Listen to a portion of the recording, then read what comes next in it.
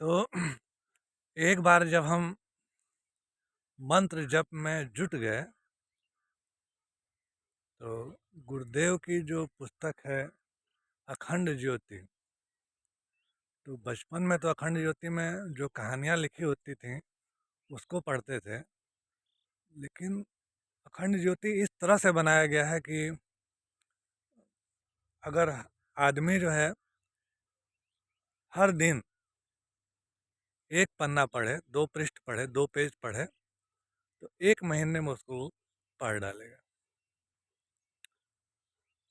तो बचपन में उसमें कहानियाँ आती थीं, हर 2-3 पेज के बाद ब्लैक ब्लैक डार्क जो है बोल्ड अक्षरों में लिखी हुई कहानियाँ, वो पढ़ा करते थे। लेकिन जब साधना से जुड़े तो अखंड ज्योति में एक लेख आता है रेगुलर हर महीना, अंतर जगत की यात्रा का ज्ञान विज्ञान। फिर तो हम उसको पढ़ना शुरू कर दिए और उसमें जो है तरह तरह की साधनाओं के बारे में वर्णन होता था कि जीवन में किस तरह से विकास करना चाहिए, किस तरह से उन्नति करनी चाहिए साधना से जुड़ करके। हम भी सोचे कि हम भी जो है इस चीज़ को करते हैं। बहुत आश्चर्यजनक घटना है ये हमारे जीवन की। साधना से जुड़ गए थे और 1 साल हो गए थे गायत्री मंत्र का जप करते करते। यद्यपि हम कोई अनुष्ठान नहीं किए थे, लेकिन फिर भी जप करते थे रेगुलर। और हमारे पिताजी भी गायत्री मंत्र के साधक रहे हैं, तो और साधक भी रहे हैं और हमारे गुरु भी रह चुके हैं। तो जो भी हमें दिक्कत परेशानियां या अनुभव कुछ भी होता था तो हम उनके साथ बैठ करके और उसको शेयर करते थे। तो एक बार की बात है, रात में हम दोनों लोग पूरी तैयारी के साथ कि हम लोग चर्चा करेंगे, बात करेंगे, बैठे हुए थे। और उस दिन ऐसा हुआ कि हम पहले से ही जो मेज़ था उस पे 4 गिलास पानी और 4 पीस आंवले का मुरब्बा पहले से यह रख चुके थे और एक जग एक्स्ट्रा अतिरिक्त पानी पहले से रखे थे। और हम लोग की जो बातें हो रही थी इसी विषय पर हो रही थी, अंतर जगत की यात्रा के ही विषय पर हम लोग पिता पुत्र आपस में चर्चा कर रहे थे। हमको लग रहा है कि रात के 10 साढ़े 10, जाड़े की रात थी, 10 साढ़े 10 बज रहे थे। और ये तो हमको नहीं पता, शायद हम हिप्नोटाइज हो गए थे, अति अति ध्यान मुद्रा में हम पहुंच गए थे। लेकिन सब कुछ बिल्कुल सत्य होता प्रतीत हो रहा था। तो उस कमरे में 2 लोग प्रवेश किए और हम थे, हमारे पिताजी थे, और वो दोनों लोग भी आकर के और बैठ गए। और हम और हमारे पिताजी जो हम लोग बातें कर रहे थे उन बातों को वो लोग गौर से सुन रहे थे और कोई भी मतलब उसमें। और हम लोग की बातें यही होती थी, कितना माला गायत्री मंत्र करना चाहिए और कैसे कैसे साधना होती है, करना चाहिए, और साधना के दरमियान विचार कैसा होना चाहिए, मन कैसा होना चाहिए। फिर ये भी आपस में बात करते थे कि क्या भौतिक विकास होगा कि नहीं होगा, ज़िंदगी में आगे बढ़ेंगे कि नहीं बढ़ेंगे, सारी चीज़ें। और वो दोनों लोग गौर से सुन रहे थे। तो तभी उसमें से एक व्यक्ति जो आए थे वो बोल रहे हैं कि अभी तक का जीवन आपका तो बहुत सुख और संतुष्टि पूर्वक बीत रहा है और आपकी साधना भी ठीक ठाक चल रही है, लेकिन आजीवन ऐसा नहीं चल सकता है। तो हम उनकी तरफ एकाग्र हुए। क्या बोल रहे हैं ये? बोल रहे हैं कि ये जो साधना है यह बच्चों का खेल नहीं है, यह जो है समर्पण है। इसमें त्याग करना पड़ता है और इसमें गलना पड़ता है, और त्याग में और गलने में बहुत शारीरिक कष्ट होता है। तो ये बच्चों का खेल नहीं है। और अभी भी तुम्हारे पास वक्त है।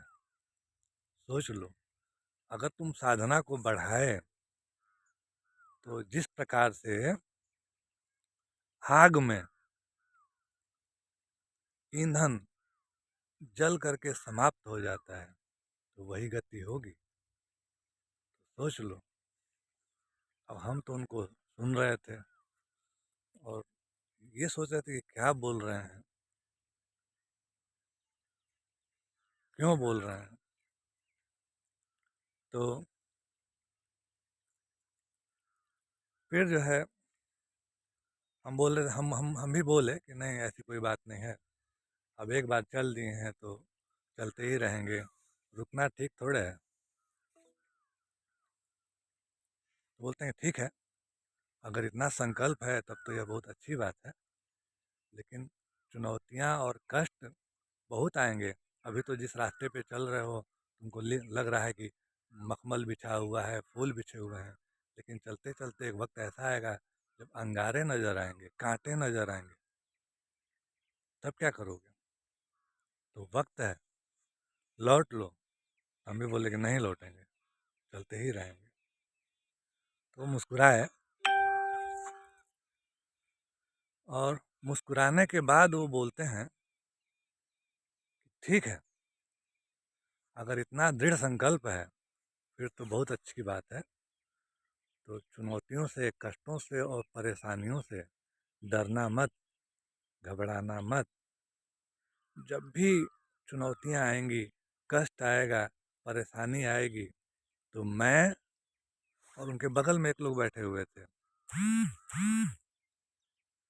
तो उनकी तरफ वो इशारा करके बोल रहे हैं कि पतंजलि ऋषि, मैं और पतंजलि ऋषि अविलंब तुम्हारा अंगुली पकड़ करके और चलेंगे और कष्टों से और परेशानियों से उबार देंगे। सालों हो गए इस घटना को। हमें लगता है कि 2006 की घटना रही होगी ये। तो वास्तव में हम यह महसूस किए कि आने वाला जो ज़िंदगी है, समय था हमारा, अभी भी है। ऐसी ऐसी चुनौतियाँ आती हैं, ऐसे ऐसे संघर्ष आते हैं कि मन तो यही होता है कि कहाँ इस चक्कर में पड़े हुए हैं। लेकिन ये है कि चलते रहते हैं और परिस्थितियाँ अनुकूल हो जाती हैं।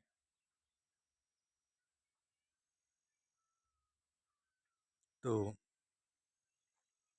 बड़ा आश्चर्य हुआ बाद में कि बताइए, पहले से 4 गिलास पानी रखे थे, पहले से 4 पीस मीठा रखे थे। हम और हमारे पिताजी आपस में बात कर रहे थे और 2 लोग वहाँ पर और आए, और जो व्यक्ति ऐसे बोले कि मैं और पतंजलि ऋषि तुम्हारा अंगुली पकड़ करके चुनौतियों के समय में तुम्हें चलाएंगे, तो वो व्यक्ति कौन थे? वह साक्षात हमारे गुरुदेव, वेद मूर्ति, तपोनिष्ठ पंडित श्री राम शर्मा आचार्य थे। तो यह हमारे गुरुदेव से और पतंजलि ऋषि से हमारी प्रथम भेंट थी, मुलाकात थी, या यूँ कहें कि हमारा उनसे प्रत्यक्ष साक्षात्कार था। और उसके बाद प्रत्यक्ष और परोक्ष रूप में अनेकों बार उनसे मिलना हुआ। तो आप इसी प्रकार से हमारे इस ईश्वरीय अनुकंपा चैनल को देखते रहें, और हम अपने अनुभव, अपने भावनात्मक शब्दों में आपको बताते रहेंगे। वीडियो को अंत तक देखने के लिए आपका बहुत बहुत धन्यवाद और आभार। और अभी हम हैं अपने इस खेत में, गेहूँ बोए हुए हैं और ये नीले रंग का जो दिख रहा है वह गौशाला है, उसमें गाय रहती हैं। तो आने वाले वीडियो में हम आपको बताएंगे कि हम क्या क्या कैसे कैसे करते चले गए। वीडियो को अंत तक देखने के लिए आपका बहुत बहुत आभार, धन्यवाद।